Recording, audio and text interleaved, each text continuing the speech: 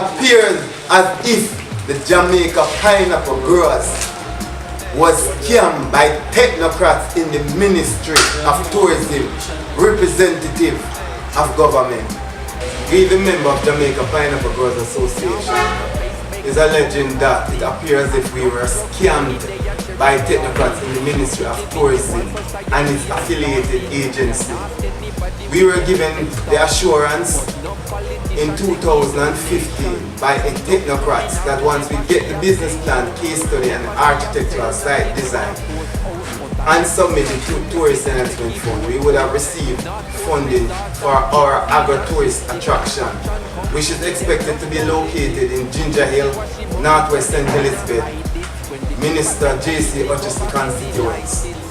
After we have submitted the documents as we were advised, we were later told that a site visit was necessary in order to determine whether or not the project will be approved. Democrats came to St. Elizabeth from the Ministry of Tourism January 15, 2016 and have made a finding and a recommendation.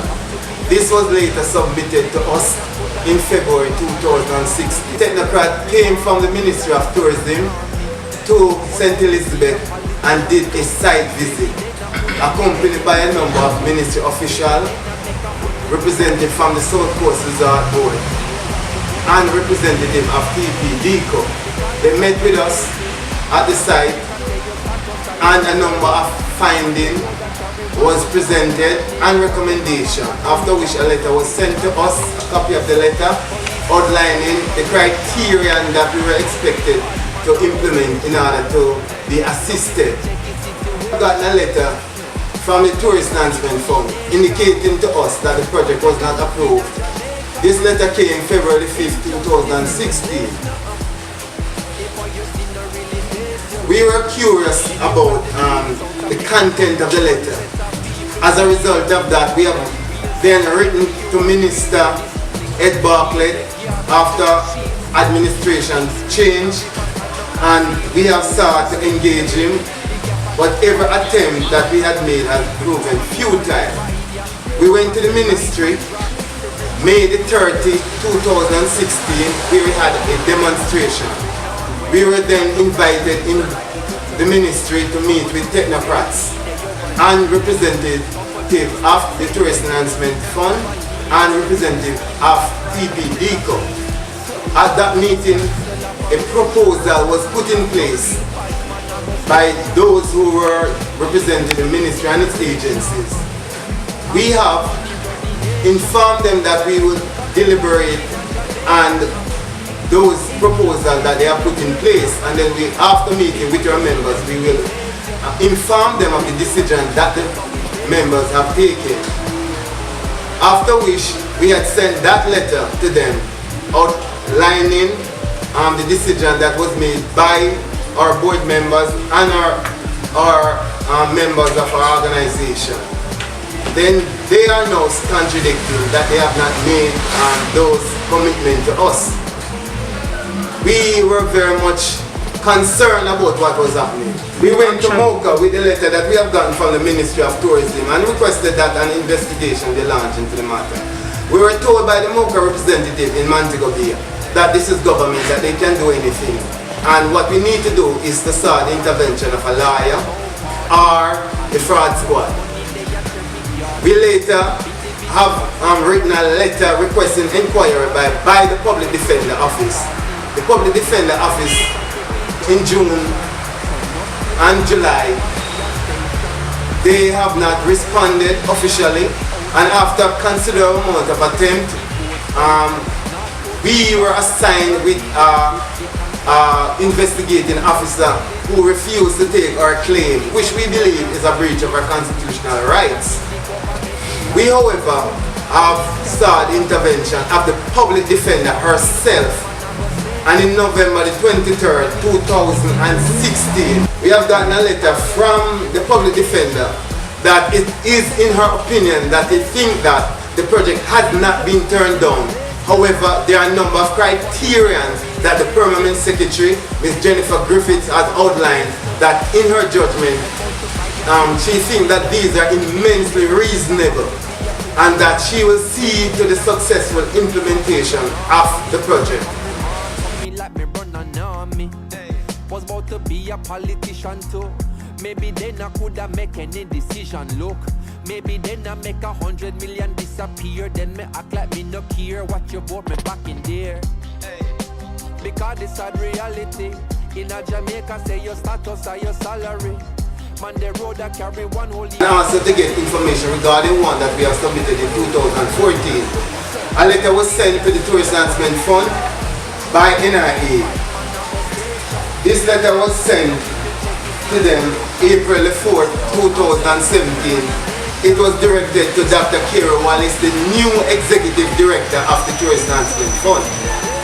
Dr. Kerry Wallace, after carrying out his due diligence, has written to NIA outlining what had transpired and the status of the application that we had submitted. In this letter, Dr. Kerry Wallace had said that the Tourist Enhancement Fund is in receipt of 2 applications, and the farm application that we were advised, which we had submitted in 2014, and we have gotten a letter from the farmer executive, Mr. Clyde Harris, indicating that the project was not approved. That letter we had received in February 2016. Dr. Kerry Wallace is now saying in 2017 that that project had not gone to the board as we were advised then.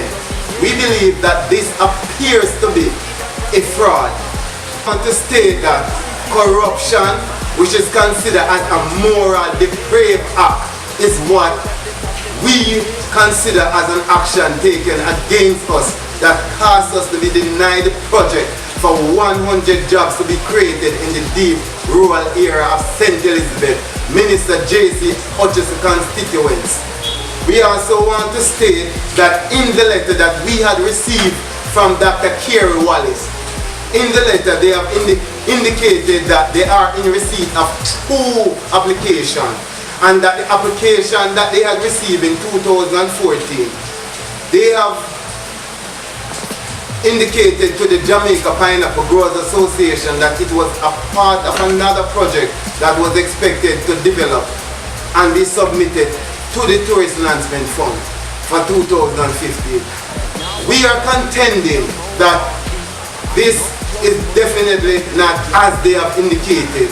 On the contrary, every application submitted to the Tourist Enhancement Fund is treated as a new project. That means that it would actually take on its own identity. That project would have been expected under the law to be assigned with a reference number. The objective of the reference number is to safeguard the project or the application from corruption. We have not submitted additional information.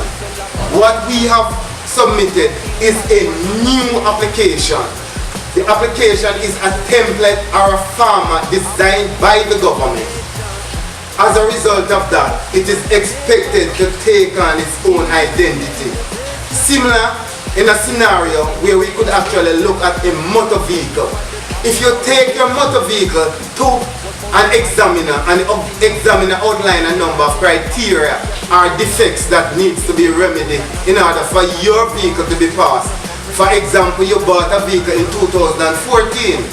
As in the case of this project, the expectation is that going to the examiner outlining the defects on that vehicle, you decided that the cost of remedying those defects would have been far too expensive and time consuming, given the fact that you are in a position then to acquire a different motor vehicle.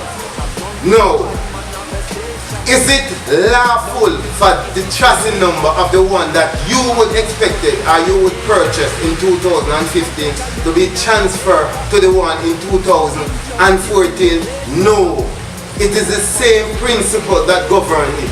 And what they have done is to transfer the reference number that every project is expected to be assigned with transfer the one from 2014 to the ones to 2015.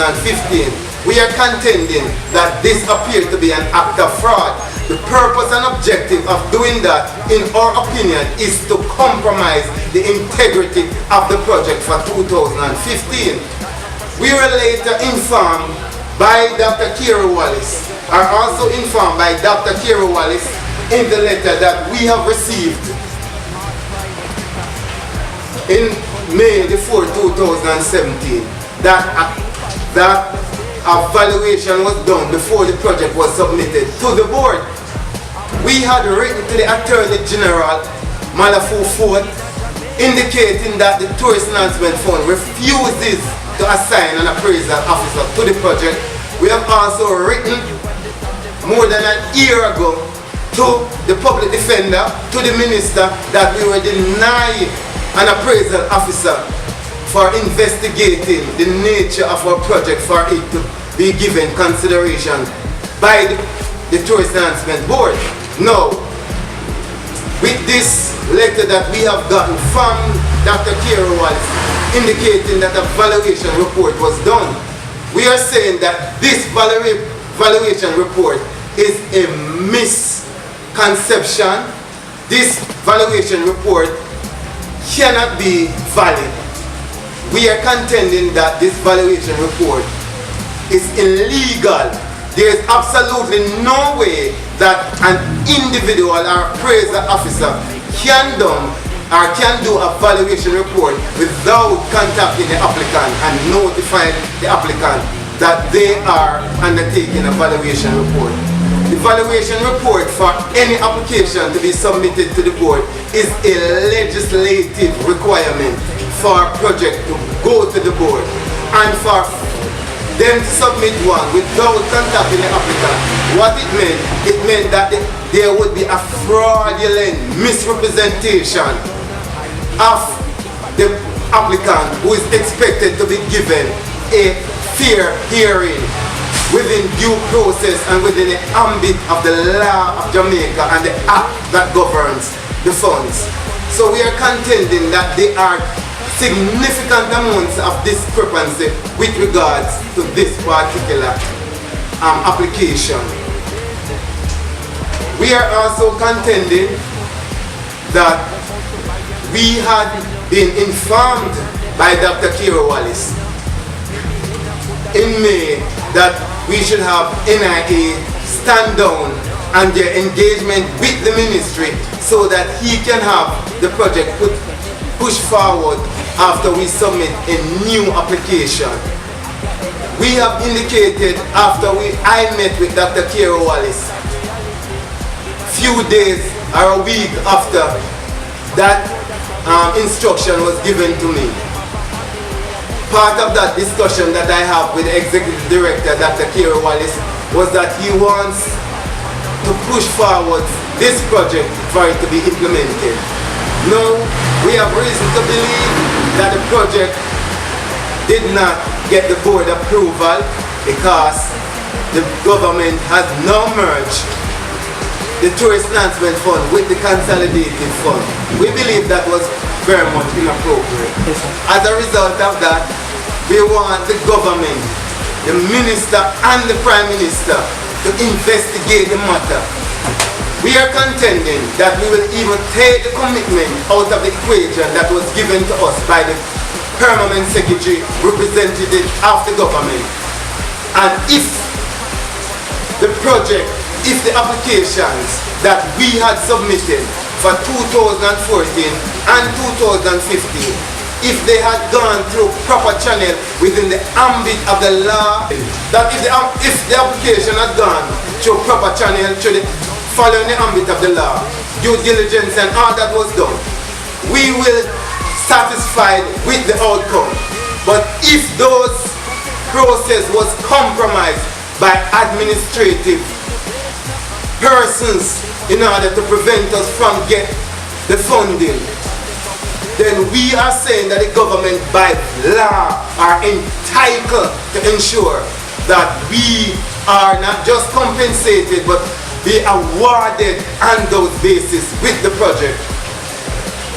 We want to state for the record that based on a meeting that we have had at the Ministry of Investment and Commerce in 2015, the organization have lost a potential investment that when we put a dollar mark on it from the Argentina government for this particular project, we have lost up to 200 million Jamaican dollar. And as it is stated in a letter from the Ministry of Investment and Commerce that has reviewed the business plan that we have and the case study that was done and deemed the project as an economically sustainable one, and with the technical support over the 2-year period from the Argentina government and also the exchange program and technical support and marketing for the project, we would have lost over $200 million. We also want to state that a road has also been rehabilitated at a cost of $45 million by the former Minister of Agriculture, Derek Kelly.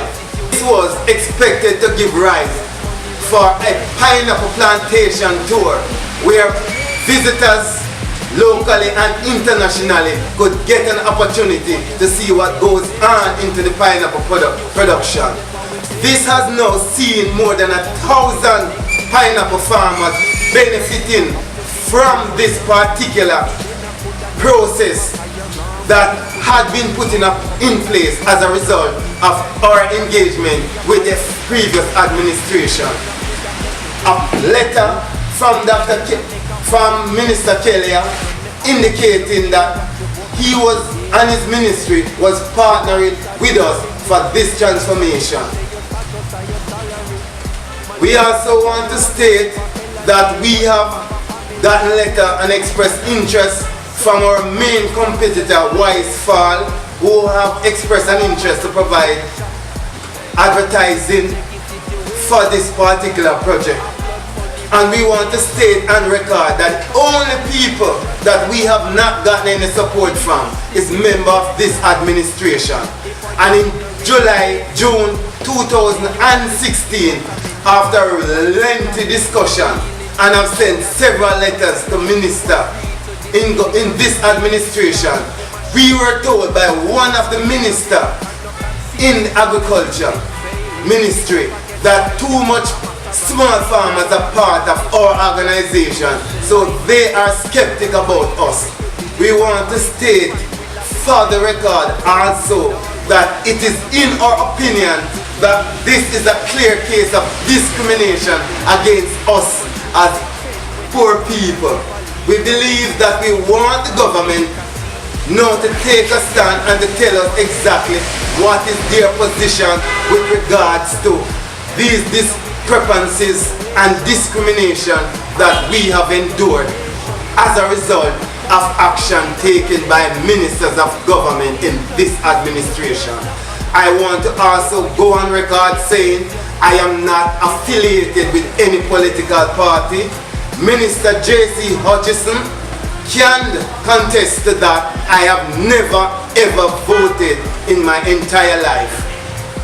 I have never been even in a polling station, and I'm not interested in any political development. In Ginger Hill, Northwest St. Elizabeth, where the project is expected to be located, through a partnership with the former minister and Ministry of Agriculture, was rehabilitated at a cost of $45 million. The road was in a deplorable state, and a transcript of that particular road can be shown from what it was then to what it is now. We, the member of Jamaica Pineapple Growers Association, we are appealing to the Prime Minister for his intervention. We are also appealing to members of the private sector organization of Jamaica Hotel and Tourist Association, which we have been supplying pineapple for many decades. We believe the time has come for them to recognize the contribution that we have made and that we will not remain as slaves as many want to cheat us as slaves, to take from us and give us nothing. We are saying that what we need now more than ever is for a partnership, a social partnership for transformation. We have been deprived of an opportunity to get a particular project that we have applied for. We believe that our individual, our applicant in Jamaica has a right to be given a fair chance for funding through the process, and we have been denied. None of us in Jamaica as an applicant who have submitted for application to the Tourist and Fund Board has an entitlement to the fund, but recognizing that if the process has been compromised by a person within the administrative arms of the fund, then we believe on that basis that the government should ensure that we are awarded the project. We are saying that the lengthy delay had caused significant financial impact and social debris on us, and the time has come that we can no longer bear the burden. We are saying that the Minister of Tourism and the Prime Minister is an opportunity for them to recognize that such an action deemed quite unreasonable and does not reflect good governance. And we want them to act in the interest of the people of Jamaica, demonstrating that they are considerate, that they are really and truly committed to fight corruption in high places and not just people in small quarters. And we want them to start even with an investigation so that we can be awarded with what we have been denied under questionable circumstances.